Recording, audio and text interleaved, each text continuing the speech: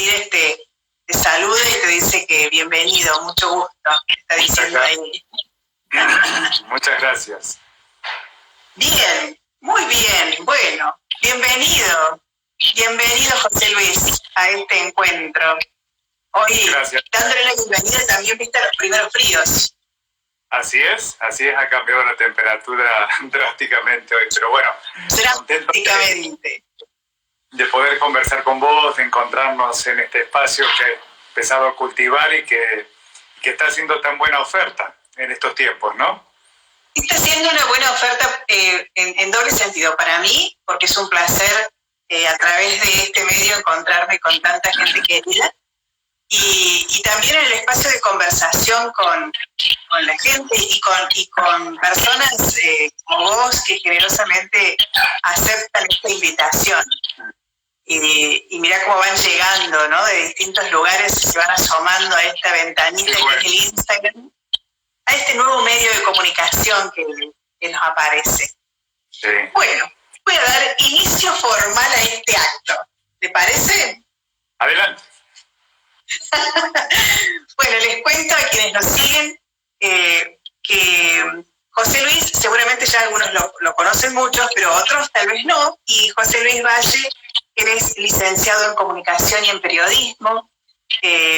Esta carrera nos unió hace unos cuantos años atrás en la misma formación. Luego se formó como coach y hoy integra una asociación que se llama ICF, que es una institución que nuclea a los coaches certificados de distintas partes de América Latina y del mundo. En su trayecto y en su vida, José Luis además ha sido director de la Escuela de Periodismo, de la misma escuela que lo formó, de una de las escuelas que lo formó, porque tiene doble titulación. Luego fue director de esa escuela y ha formado a tantas generaciones de periodistas y locutores del país, ¿no? Porque por el Colegio Universitario de Periodismo ha transitado y transita hoy mucha gente. También José ha creado una consultora de asesoramiento en motivación, en comunicación, en liderazgo y en coaching de equipos, junto a Vero Sirkovich, que se llama Creación. Y allí van creando posibilidades para el mundo de las organizaciones, de las empresas. Dentro de las tantas cosas que puedo contar de José, también él es formador de coaches dentro de una organización que se llama APC, que es Aprendizaje para el Cambio, un lugar donde tienen como leitmotiv transformaciones que inspiran, ¿no? Y verdaderamente soy testigo de que en esta escuela, que es una de las escuelas más prestigiosas de la ciudad de Córdoba, cuando uno transita, ya sea en sus talleres, en sus cursos, en sus formaciones, te transforman la vida, porque son gente muy generosa la que allí he encontrado, por lo menos en mi experiencia, ¿no? Así que bueno, estas son algunas cosas para que ustedes sepan con quién estoy hablando, más allá de que es un amigo entrañable de hace más de 30 años. Más de 30 años. La verdad que no se nos nota. Pero el cariño está ahí desde muchos años. Bueno, José, el tema que nos invitamos a conversar esta noche es ¿quién elijo ser después de esta pandemia, después de este COVID? ¿Qué pregunta tan amplia y a dónde nos llevará esta pregunta, ¿no? Pongámoslo en la mesa como para comenzar. ¿Cómo lo vivís vos primero? Mira, si yo te dijera una de las palabras que más escucho en los últimos días, además de los recurrentes datos de cuántos contagiados, cuántos fallecidos, es la palabra nueva normalidad. Pero lo curioso es que todos estamos inquietos por cómo va a ser. Y yo creo que el cómo va a ser no es más que, como siempre fue en la vida, la consecuencia de quién estoy dispuesto a ser hoy. Y en consecuencia, ¿qué estamos haciendo hoy para construir ese post-COVID. Entonces, a mí me gustaría iniciar un paso más acá, y es poder mirarnos en quiénes estamos siendo y qué estamos eligiendo hacer en este momento. Más allá de que comentabas al presentarme de que vengo del periodismo, yo no quiero esta noche redundar en lo que los medios de comunicación desarrollan como interpretaciones y también como datos, pero sí me importa recuperar la fenomenología de este presente, que es algo que como periodistas usualmente no hacemos. Y si yo tuviera que decir lo que distingo de este fenómeno, es que el COVID es un emergente. Emergió. ¿Qué sabemos de él? Sabemos qué hace y sabemos cómo lo hace y sabemos qué es. Un virus. Tenemos una interpretación de cómo llegó. No sabemos con certeza cómo fue. Tenemos un montón de supuestos del por qué y el para qué, que siempre son supuestos, son interpretaciones. Y tenemos un montón de expectativas sobre el futuro. Sin embargo, todo lo que tenemos como fenómeno es que el COVID emergió como hecho, como acontecimiento, y que la dimensión de ese emergente requiere de que nos hagamos cargo de él. ¿Cómo? Y ahí empieza el juego, ¿no? Si uno dice, bueno, pandemia, ¿qué es declarar al COVID-19 pandemia como lo hizo la Organización Mundial de la Salud? Bueno, es que una entidad que tiene una autoridad que le hemos delegado a un montón de naciones asume que la dimensión de este fenómeno requiere de una manera particular de hacerse cargo de él. Y la palabra pandemia, en términos estrictamente de salud, lo que nos está hablando es de la palabra crisis. Ahora, lo que yo me gustaría invitarlos a todos a mirar juntos es que la crisis no es un hecho por sí. No es que llegó una crisis, no, emergió el COVID. Pero lo que yo les propongo es que frente a eso miremos la necesidad de declarar crisis. Y yo sé que digo la palabra crisis, ¿no? Claro, pero ahí viene el juego. Cuando yo les digo, es necesario declarar crisis, estamos tan entrenados y adiestrados para mirar esto como un hecho que tiene entidad por sí, que inmediatamente nos dispara una sensación que ya tenemos grabada biológicamente, una conversación que significa peligro y una emoción que es miedo. Ahora, si interpretamos la crisis como una necesidad de declararla, de que nosotros decimos que dado este fenómeno y la magnitud nos declaramos en crisis, es un juego diferente. Porque para un poquito. Sí. Espera. Vamos un poquito más despacio y después nos metemos en lo que querés contarnos. Al decir que el COVID es un emergente, a mí me suena a que es algo que está ocurriendo allá afuera, que ocurre en el mundo, y yo miro este fenómeno y que, llego a mi vida y yo venía feliz y tranquila y como si nada, haciendo con una agenda pactada y con una agenda abultada y con mil cosas, y de pronto, acate, el COVID. Me manda a mi casa, soy obediente, lo hago, pero claro, me lo banqué un tiempo, ya vamos por 60 días y digo, ¿y esto cómo se come?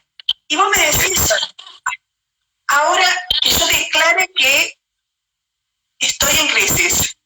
Que yo declaro que este emergente es una crisis, significa que necesito hacerme cargo de algo de una manera extraordinaria. Claro. Es otro juego. Es poder mirar que fuimos educados, entrenados para mirar solo dos posibilidades. Nosotros y las circunstancias, como vos dijiste, el mundo allá afuera y yo acá. Y hemos adquirido solo dos habilidades. O vivimos la ilusión de que está afuera, y entonces yo describo, opino sobre algo que está ahí y no me incluye. ni me atraviesa, ni me involucra. O vivo la ilusión de que yo domino las circunstancias, entonces tú tienes el poder, no hay límites. ¿Cuántas frases hechas en la búsqueda de autoestima? Yo salgo si quiero, a mí no me vas a poner un límite, yo tengo derecho. No es así. Lo que podemos distinguir cuando decimos emergente es que en la vida, de hecho, estamos nosotros como parte de un mundo que todo el tiempo está en movimiento. Eso es el planeta. Y por cierto, se presentan circunstancias con las que tenemos que aprender a relacionarnos. Pero no solo circunstancias, también hay contingencias, que son esos acontecimientos absolutamente inesperados que te cambian en un instante todo. O emergentes, que no es un hecho aislado, sino un fenómeno que surge y que va a impactar en la vida de muchas personas, y no solo de los seres humanos, en la vida. Si nos miramos solo como parte del planeta y no como el planeta allá y nosotros los humanos aquí, los animales allá y los seres humanos aquí. No, nosotros somos una expresión más de la vida. Si lo miramos así, esta expresión que somos, que tiene una distinción, que es esto que está ocurriendo, creamos en el lenguaje, podemos crear la distinción crisis. Y por eso decía, si nosotros lo declaramos, lo que estamos diciendo es al menos tres cosas. La primera, que es extraordinario. Esto significa que en algún momento va a finalizar. No sabemos cuándo, no sabemos cómo, pero va a acabar como todas las crisis.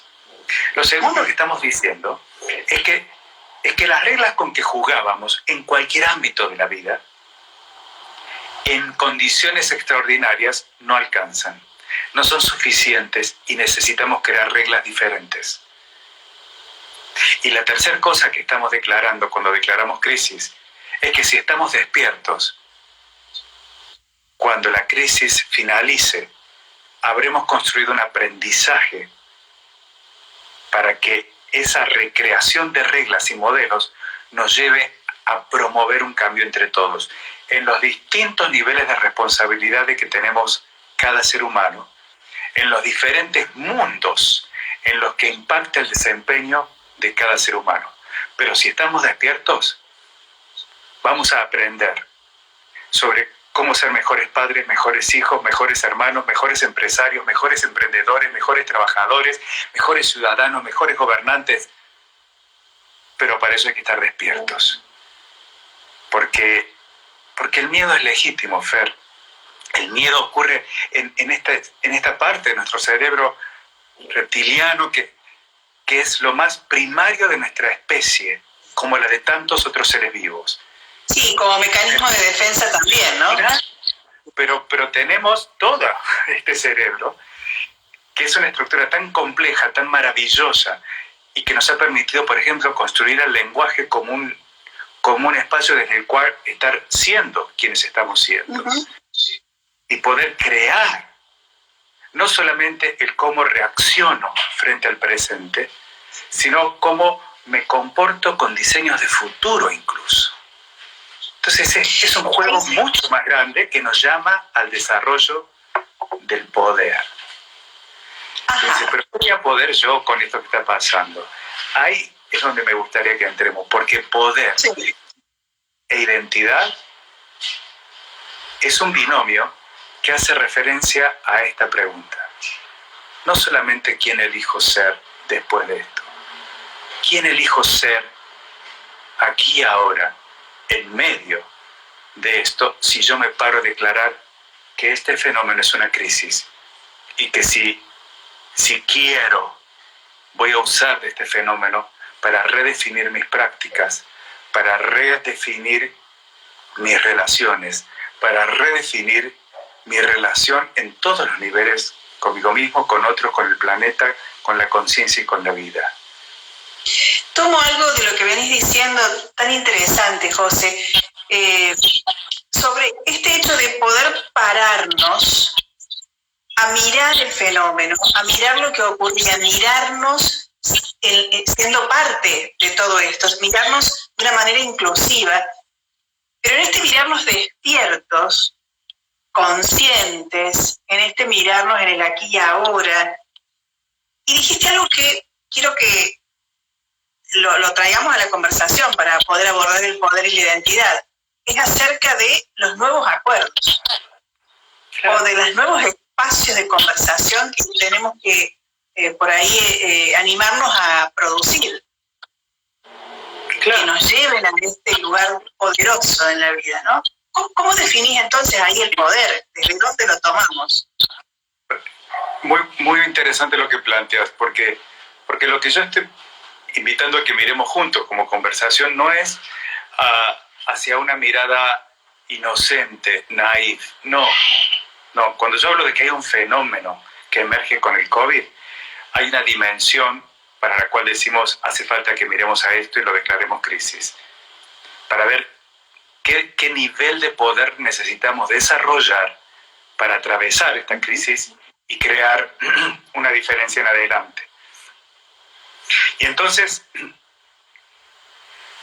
por ejemplo, está el COVID como fenómeno, o sea, la pandemia. Sí. Está el confinamiento como estrategia necesaria, pero que tiene a su vez su propio... Yo no vengo de la psicología y ni pretendo tener autoridad para meterme ahí, pero que tiene, y los especialistas lo saben y lo muestran, sí, su propia problemática, ¿no? Consecuencias traumáticas. Uh-huh. Y los que más lo sufren son los niños y los adolescentes y los que viven algún nivel de pérdida. Y cuando digo esto, no es solamente el que ha perdido o va a perder un familiar por muerte.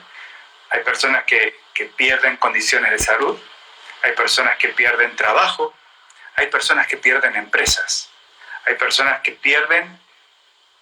Hay muchos niveles de pérdida y eso va dejando huellas en nuestra biología.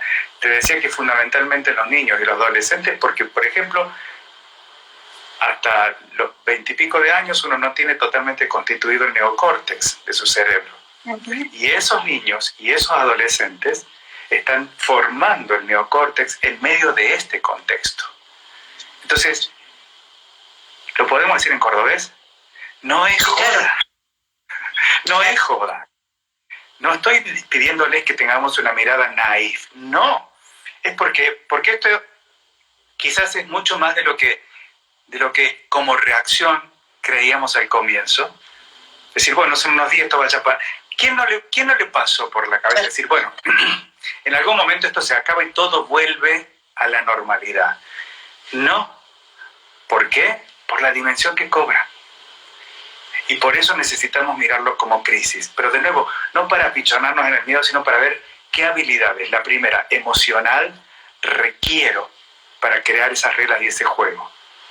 Si me permitís ahí mostrar algo. Mira, sí. El otro día leía que en el budismo hay una palabra que se llama bardo. Y bardo es un estadio medio entre la vida y la muerte. Es un hueco. Pero es un hueco para la transformación, dicen los budistas. De alguna manera yo creo que el COVID es como un bardo. Y la distinción budista con el más burdo cordobés. Uh-huh.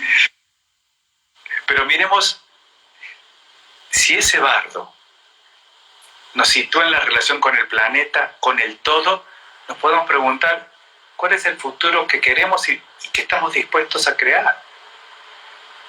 Y esa noción de bardo se vuelve como un espacio para reconsiderar, para reconfigurar, para resignificar muchas cosas. Uh-huh. ¿Con qué yo llenaba mi tiempo hasta aquí? ¿Qué es lo que me daba alegría? ¿Está haciendo lo mismo hoy? ¿Será lo mismo mañana? ¿De quién depende? Y ahí viene la relación con las circunstancias que nosotros podemos crear y redefinir como valores. Pero todo esto ocurre conversando, porque legítimamente, de nuevo te digo, ¿quién no sintió miedo o aún lo siente? ¿Quién no quiso acaparar comida o rollos de papel higiénico como me tocó a mí en Estados Unidos cuando empezó todo esto? Bueno, en fin, tantas cosas que vinieron de esa primera reacción rectilínea. Y en esas mismas reacciones, y también habiendo pasado este tiempo, uno percibe angustias, percibe enojos, percibe como, ¿viste? Como la exacerbación de lo bueno y lo malo. Todo apareció. Es que a eso nos ocurre, y es legítimo que nos ocurra. Por eso necesitamos aprender qué emoción cultivar para abrir estas posibilidades. Y por eso la pregunta tuya sobre el poder. Porque mirar al poder fuera de la pequeñísima etiqueta que le hemos puesto como el que está por encima de, y miramos al poder también como un fenómeno que tiene que ver con tres cosas por lo menos. La primera, el poder hacer. ¿Qué estoy pudiendo hacer y qué no estoy pudiendo hacer en el confinamiento? ¿Y qué sentido le doy a cada uno de esos haceres? Pero además el poder tiene que ver con la capacidad, la competencia en reconocer y en administrar los recursos para lo que yo quiera hacer. Y ahí hay un juego importante.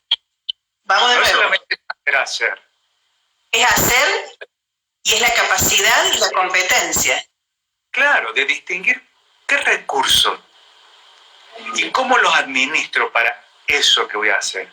Y más, el poder tiene que ver con distinguir el impacto que puedo provocar en la relación con los otros, y ahí viene la identidad que estoy siendo capaz de crear, que estaré dispuesto a crear. Y también me viene una palabra en esto que estás diciendo como resignificar la responsabilidad, ¿no? Sin dudas. En ese hacer. Sin dudas. Y por eso muchos se asombran porque dicen, a ver, estoy mirando gobiernos que se manifiestan cada vez más individualistas, y no voy a entrar en los ejemplos porque tenemos hasta medianoche para hablar de eso. Y estoy viendo fenómenos extremos, como de gente excluyendo gente, pero gente que jamás me imaginé iba a colaborar de la manera que colabora con tanta gente que no necesitó conocer previamente para confiar, que simplemente por entrar en la sintonía de vos como yo, y yo como vos con lo tuyo y yo con lo mío, pero unidos en esto que nos atraviesa. Y vemos todas esas manifestaciones colaborativas de jóvenes que se anotan como voluntarios para llamar por teléfono a adultos mayores o para ir a hacer las compras, de aplausos a las 9 de la noche a los servidores de la salud. No soñamos tampoco con un mundo así apenas 2 meses atrás. Éramos incapaces de imaginar que pudiera haber una fiesta cada uno en su casa, de manera colaborativa, entre los edificios de Nueva Córdoba, en los jóvenes que están confinados. No lo imaginamos. Por traer distintos tipos de ejemplos. No nos imaginamos, pero ¿sabes qué? Me acuerdo ahora de una amiga que me dijo, mira, esto es como Historias de dos ciudades de Charles Dickens, que es, bueno, una novela famosísima. Y me regaló el comienzo de esa novela, y tal cual nos describe hoy. Dickens dice con el comienzo de Historia de dos ciudades, era el mejor de los tiempos y era el peor de los tiempos. La edad de la sabiduría y también de la locura. La época de las creencias y de la incredulidad. La era de la luz y de las tinieblas. La primavera de la esperanza y el invierno de la desesperación. Todo lo poseíamos, pero nada teníamos. Íbamos directamente al cielo y nos extraviábamos en el camino opuesto. Declaramos crisis, porque la relación con lo incierto, y ahí viene el juego, va a sacar de nosotros lo mejor y lo peor que tenemos. Entonces la mayor habilidad de quién quiero ser vuelve a pasar por aprender a relacionarme con la incertidumbre. Confundimos incertidumbre con temor. Y no es así. No tememos a lo incierto. el miedo, y volvemos al ejemplo del miedo más elemental como mamíferos. ¿Por qué nos da miedo? Porque hay una alarma que dice peligro. Y eso no es porque no lo conozco. Es porque pasé por ello, asocio de que esto que se presentó al frente es señal de peligro. Entonces, primero me paraliza y luego o huyo o ataco. Bien reptiliano. Los seres humanos podemos desarrollar habilidad sobre eso. Y poder mirar que ese primer miedo que es para preservación de la vida, si yo me quedo solo ahí, entro con un juego conversacional a aumentar el miedo y excluirme. Uh-huh. Y entonces voy a mirar a otros, aun cuando vaya a hacer las compras al supermercado, como eventuales peligros para mi vida. Atentos, porque tenemos otras posibilidades. Tenemos otras posibilidades. ¿Y cómo creamos esas posibilidades, José? Lo primero de ello es poder, lo dijiste vos, mirarnos responsables. Esa responsabilidad, mirarla como cuál es la mejor respuesta que yo puedo dar en este momento. La habilidad de hacerme la pregunta de cuál es la mejor respuesta que puedo dar. Y entonces volvemos a ese ejemplo de situación. ¿Cuál es la mejor respuesta que yo puedo dar en este momento? Donde si yo me dejo llevar por la corriente, va a salir de mí lo mejor y también lo peor. Pero no voy a tener poder y entonces pierdo la identidad. Entonces, si el poder tenía que ver... entonces la identidad, esta identidad que la construyo en este espacio de poder, tiene mucho de la mirada del otro. No solamente de lo que yo estoy contando. Cuando sentimos miedo es eso. Hablar con otro, dejar de hablar solos. Uh-huh. Y con otro, a quien yo solo necesito distinguir una cosa, que sea un otro que está en una conversación distinta a la mía. Porque si yo lo voy a usar para reforzar lo que yo ya digo que es, no hablo con el otro. Uso al otro para seguir hablando solo conmigo. Pero y ahí ahí se abre otra dimensión, ¿no? Claro. Porque es salir de mi autoescucha, salirme de esto de como viste, del hámster en su rueda que habla y habla y gira y está siempre en su propia escucha, y encuentra un otro con quien crear otra posibilidad. Exacto. Y ese tomar la responsabilidad de crear, finalmente se vuelve una competencia que es ser resiliente. Que es poder mostrarme desde el dolor, mostrarme desde el temor, pero hacerme la pregunta de ¿qué puedo hacer con esto? ¿Para qué me puede servir esto? Y cómo en vez de resistirlo, redefinirlo. Pero para eso necesito tomarme de otro. No es un juego solitario, es un juego de responsabilidad personal en relación de confianza interpersonal. Y claro que puedes elegir en quién confiar y en quién no. Pero no es un juego para jugar solos. Y esto es lo que tenemos que empezar a mirar. Que la confianza es creer que yo puedo tener la fuerza y los recursos para atravesar situaciones desconocidas y posiblemente amenazantes. Y la confianza personal significa eso, significa que puedo abrir conversaciones con quien yo necesite tener esas conversaciones de manera tal que pueda co-crear un futuro con otros. Pues sí, no, pero si yo ya vivía con mi pareja, sí, pero estás en una situación extraordinaria. Diferente. Lo que te hiciste ayer para sostener la pareja hoy no te va a servir, porque te vas a encontrar conviviendo 60 días, todas las horas, y ¿qué pasa también con tus hijos? Son situaciones particulares que podemos padecerlas enormemente, o también hacernos la pregunta, ¿para qué me puede servir? ¿Qué puedo crear de diferente en esto?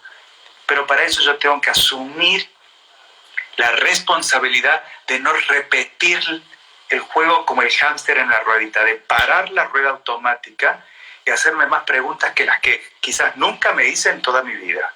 Y de tomar como las dijiste, preguntas. claro, como dijiste al principio, es mirar esto emergente donde ni vos ni yo somos iguales, nos están pasando cosas diferentes, ni somos iguales que hace 2 o 3 meses atrás, porque claro, todas estas circunstancias nos han movido, y en este hecho de crear un nuevo pacto conversacional. Mira, si en este momento vos y yo conversando solos acá, como si estuviéramos los dos, por eso te digo... Bueno, hay un par de amigos por ahí dando vueltas. Vero nos está mandando unos abrazos bonitos, entre otros tantos que por ahí hasta abrazos de Ecuador siguen, ¿eh? Hacé de cuenta que estamos solos y hacé de cuenta que esto no lo va a reescuchar nadie más una vez que quede en la red. Dale, vamos. ¿Qué está muriendo en estos días en tu vida? Ay, qué buena pregunta. Qué buena pregunta. ¿Qué están haciendo en estos días en tu vida? Uh-huh. Porque nosotros seguimos en la linealidad de la creencia de que hay una vida que se acaba cuando llega la muerte.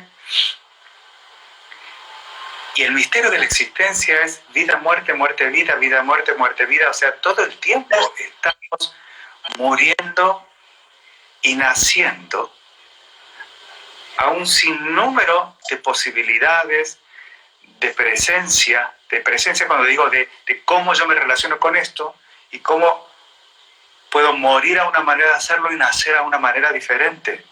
Entonces, de veras que aunque parezca absurdo, yo me puedo preguntar, a ver, ¿qué necesito revisar? ¿Qué veo que está muriendo y qué veo que están haciendo en mí?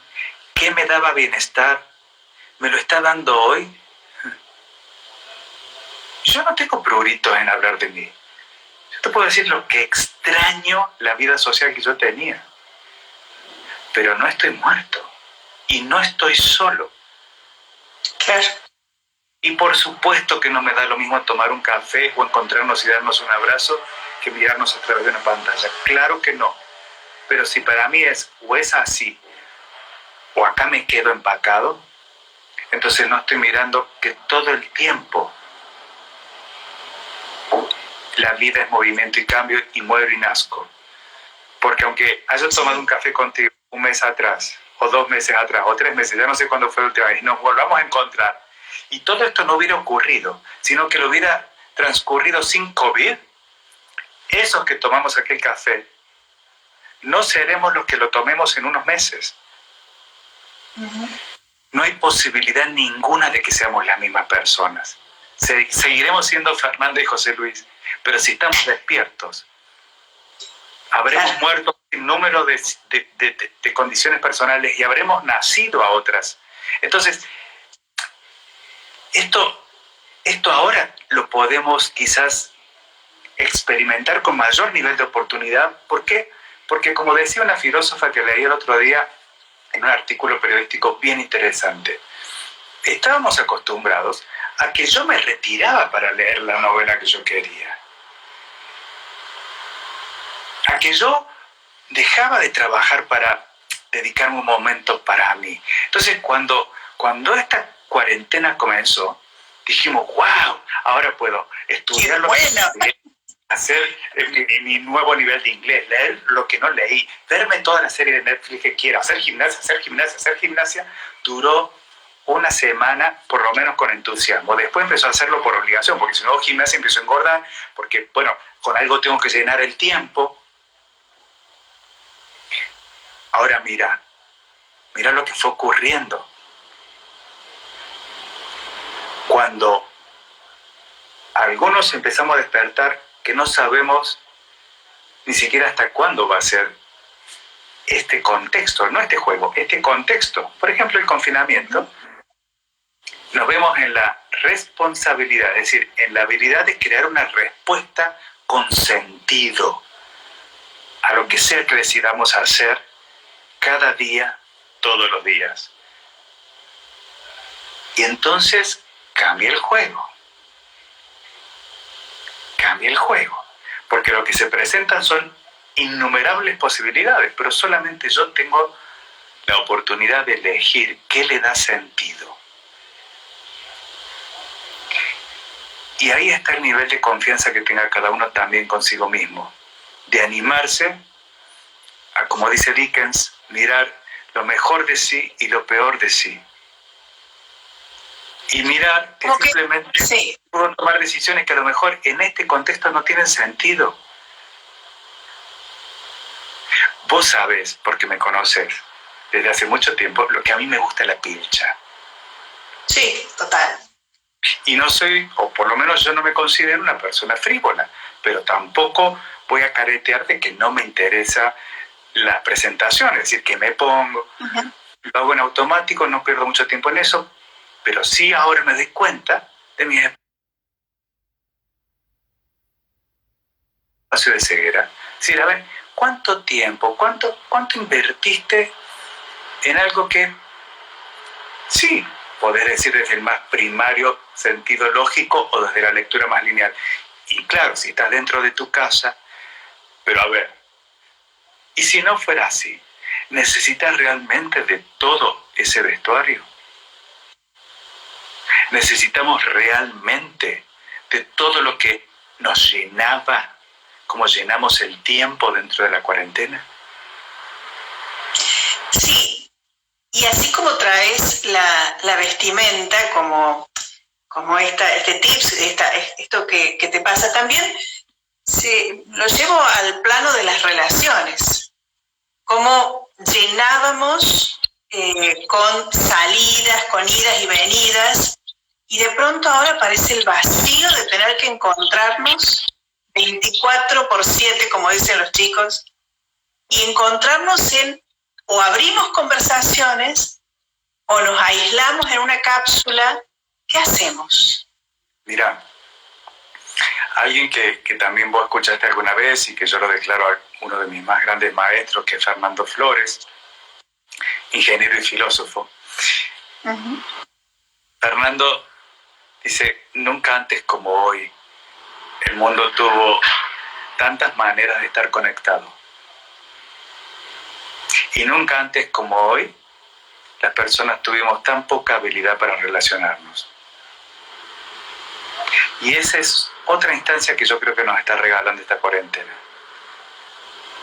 Porque seguimos teniendo las mismas plataformas, las mismas redes sociales, los mismos soportes tecnológicos que teníamos. Ahora, es curioso, porque algunos incluso utilizamos prácticamente el mismo tiempo de WhatsApp que antes. Pero cuando yo, por ejemplo, miro mi WhatsApp en los últimos 40 días, me doy cuenta que lo que provoco y lo que busco no es lo mismo. La pregunta es, ¿necesitábamos confinarnos para darnos cuenta de qué nos relaciona de verdad?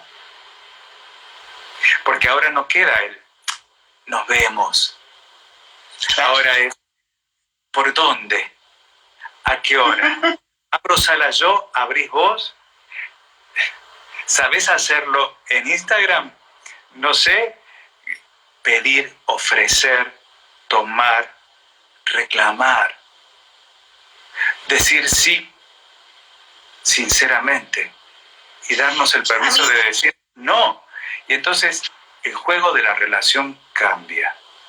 Cambia. Y cambia tanto que me viene a la mente con lo que decís, una anécdota que me contaban hace un tiempo atrás, encontrar como los momentos humanos. Habíamos perdido tal vez esta esencia de lo humano que es el encuentro con el otro, genuinamente con el otro, digo, ¿no? En un encuentro de creación con otro, más allá de la formalidad de hola, ¿qué tal, cómo va? O hagamos tal cosa, o tengamos la lista de supermercado, vas vos, voy yo, ¿no? Este tiempo nos genera en este contexto particular la gran oportunidad de abrir estos otros espacios de conversación que nos ponen de cara a quienes estamos siendo, genuinamente. Claro que sí. Y por momentos más miserables y por momentos más altruistas. Exactamente, pero por eso lo digo, no seamos ingenuos. No estamos promoviendo una mirada naif, como decía. Es verdad, y los datos lo muestran, que durante el confinamiento han crecido los casos de violencia familiar, han crecido las situaciones de violencia contra la mujer. ¿Por qué? Porque no tenemos habilidades para relacionarnos. Y este contexto nos pone en una situación más extrema de esas propias necesidades. Entonces también es cierto que ha aumentado enormemente la solidaridad. Y sobran los ejemplos, recién mencionábamos solo 2. Redes de jóvenes voluntarios, aplausos cada noche a las 9 de la noche. Nunca antes ha habido tantos ejemplos de coordinación, de acciones entre desconocidos. Y mira, hasta los íconos más simples, pero más significativos. Que un noticiero televisivo que siempre se caracterizó por el espacio de la escena, que establece qué está pasando como parámetro de verdad, se convierta hoy en un espacio donde la gran pantalla, dentro de la pantalla, replica una plataforma donde la escenografía son las caras de los usuarios, dando mensajes. Y eso en el seno de un informativo televisivo. Algo nos está mostrando. Algo nos está mostrando de que hay otras oportunidades de definir. Es decir, ¿pero qué puedo hacer yo si eso lo manejan los gobiernos, las empresas, los poderosos? Momento. Nadie te maneja la vida. No es cierto. Otra gran declaración que estás haciendo, y que cuando te despertás a eso, la mirada es diferente, ¿no? Nadie te maneja la vida. No es ser ingenuo, no. Porque cuando yo digo nadie te maneja la vida, no estoy desconociendo que en contexto de confinamiento se redujeron las jubilaciones en Córdoba y que no hay oportunidad de que la gente se manifieste a favor o en contra en las calles. Y ese poder delegado por los ciudadanos al gobernante no lo tiene el ciudadano común. Yo no tengo poder para salir a la calle a trotar, ni a sentarme en el sol a meditar, porque delegué ese poder en una autoridad que me dice, yo decido que te quedas en casa, y si no lo haces, corres el riesgo de tener una penalización ante la ley. Pero yo delegué ese poder. No me están manejando la vida. Yo vi autoridad y tengo que hacerme responsable de la autoridad que entrego. Y hay otra que la puedo vivir hasta como arbitraria porque definitivamente yo no lo elegí. Yo no elegí el sistema financiero internacional. Pero no me maneja la vida. Yo elijo cómo me relaciono con esas condiciones de contexto para saber navegar en la vida. A mí me encanta una gran maestra también que fue quien me introdujo en el mundo del coaching por primera vez.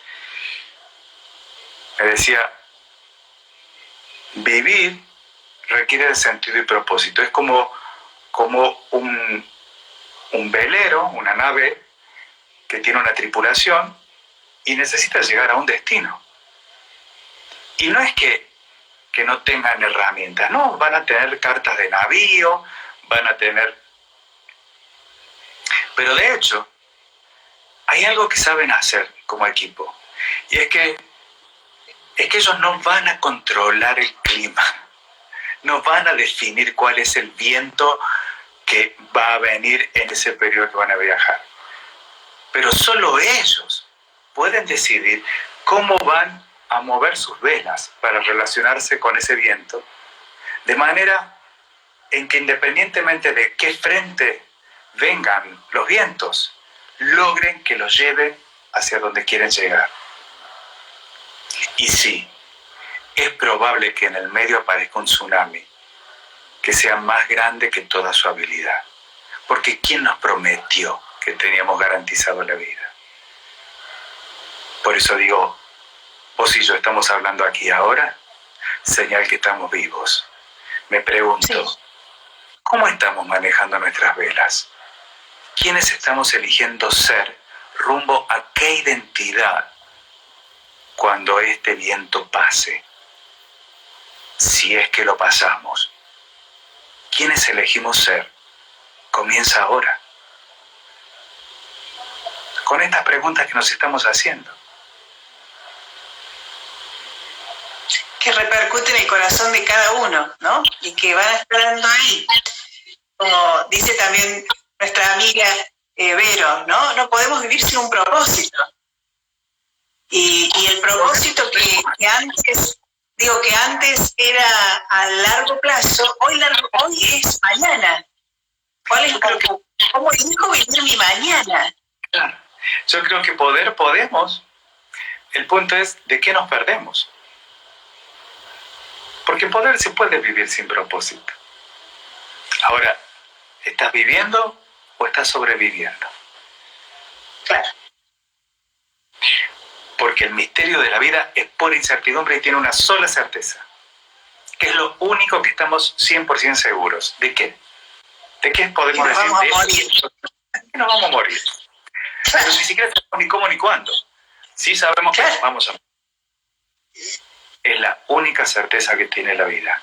Todo lo demás es incertidumbre.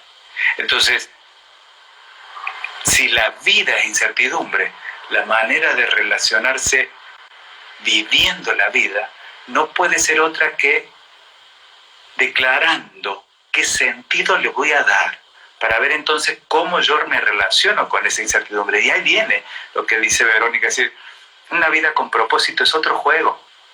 Y no es cuando yo sea grande, cuando yo sea viejo, cuando yo esté jubilado. No. El propósito es ¿qué te hace vibrar hoy? Claro. Fíjate qué bonito y qué loco, ¿no? Que comenzamos esta conversación hablando del sentido de la crisis y cómo cobra un significado tan especial y tan trascendente la crisis como paradigma para despertar a la pregunta tan simple, tan profunda y tan genuina de cómo elijo vivir cada momento de mi vida. Y como vos decís, no de una manera naif, siendo plenamente conscientes del contexto donde estamos. Y si te sitúas ahí, es muy probable que lo que sientas hasta corporalmente sea algo que yo llamo urgencia. Porque fíjate, y no digo desesperación, digo urgencia.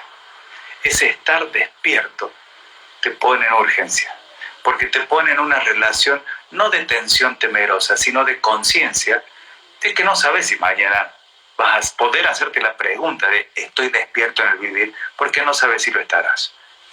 Entonces, asumiendo que esa es la única realidad, el solo hecho de preguntarme ¿qué necesito hoy para que tenga sentido mi vida? Hacia donde sea que yo direccione, me dispone a una acción que es ahora. Es urgente. Por eso, la templanza no es solamente estar en la quietud. La templanza se adquiere con sentido y se puede vivir en la urgencia sin desesperación, que es el correr como loco sin saber por qué ni a dónde, solo reaccionando frente a las circunstancias. De hecho, si lo miramos en el marco de la salud, que tanto nos envuelve en el contexto de la pandemia, no hay hospitales de desesperación, hay hospitales de urgencia. Y vos habrás visto con la velocidad con la que se trabaja en un hospital de urgencias. Y habrás visto el centramiento que requiere coordinar acciones en un hospital de urgencias, seas enfermero, camillero, especialista, traumatólogo o cirujano. Cada quien hace su juego, claro. Y coordinan de manera efectiva. Y coordinan acciones, totalmente. Y no están quietitos o no. No. Están en plena acción y plenamente presentes. ¿Por qué? Porque están en relación profunda con el sentido de lo que hacen. Claro. No están reaccionando. Saben para qué están. Entonces yo puedo vivir reaccionando en mi pareja, con los hijos, con los padres, con los vecinos, con el gobierno, con el mundo, con el clima. Y puedo vivir creando relación profunda con lo mismo que he dicho recién, y el juego cambia totalmente.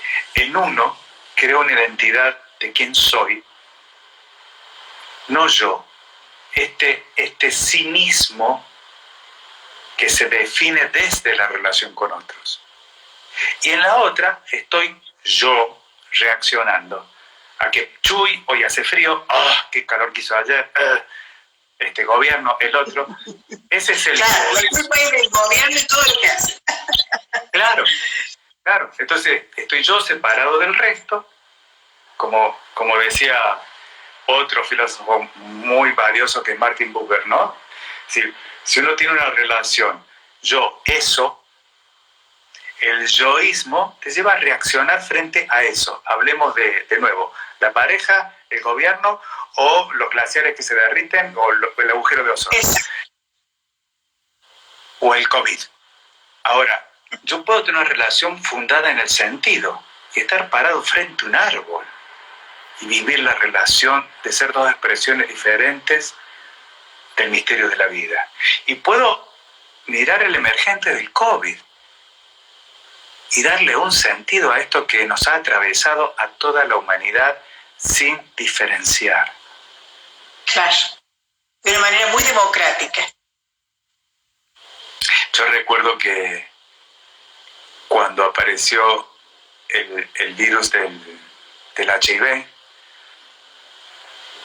también apareció de una manera mucho más lenta, pero que fue primero reconocida como le pertenece a un grupo. O a este grupo, o a este grupo, le pertenece a otros. Y de hecho todo lo que quedaba frente a eso era defendernos de esos otros desde el miedo a que nos llegue. El COVID fue mucho más efectivo. Tampoco el VIH distingue ni raza, ni color, ni sexo, ni poder económico, ni condición, ni edad. Igual que el COVID. El coronavirus lo hace todavía mucho más efectivo, mucho más veloz, con mayor alcance, para que podamos mirar de nuevo como humanidad quiénes estamos dispuestos a ser. Si nos quitamos etiquetas que diferencien yo y los otros como eso separado de mí.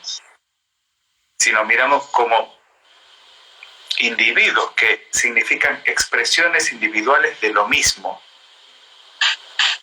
porque así nos ve el virus. Y finalmente también podemos vernos así con el virus, porque el virus es una expresión de la vida y de la muerte, igual que todos nosotros. José, querido, tenemos los últimos 5 minutos, se nos ha pasado la hora, esta hora absolutamente placentera y creativa y profunda.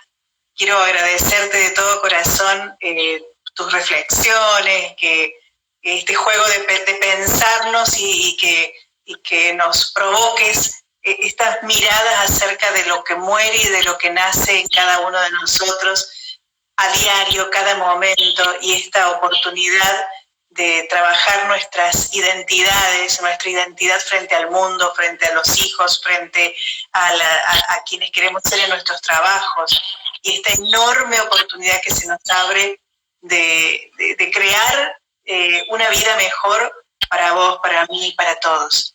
Así que muchas gracias. Está saludando mucha gente a través de... Está muy bien. Qué bonito sentirnos juntos, ¿no? Sí, y expresando de tantas maneras diferentes lo que nos pasa. Como bien decías vos, yo en estos últimos minutos me gustaría simplemente recapitular esto, ¿no? Si algo yo creo, y no me pertenece, en verdad es una conversación que estamos navegando con un grupo de personas que realmente confiamos en la posibilidad que somos los seres humanos. Y es una conversación desde la cual poder decir, le hago un lugar al miedo, pero le digo sí a la confianza. ¿Y cuál es la única forma de entrenar esta habilidad? Mirando al otro como mi red, mirando que nadie soy sino desde las relaciones que pueda ser capaz de crear. Y entonces la vida me da de nuevo ese despertar a la urgencia, a que es aquí, a que es ahora. Porque finalmente no estamos solos, Fernanda. Venga lo que venga, no estamos solos. Estamos creando juntos. Muchísimas gracias, José Luis, y a todos los que nos han seguido.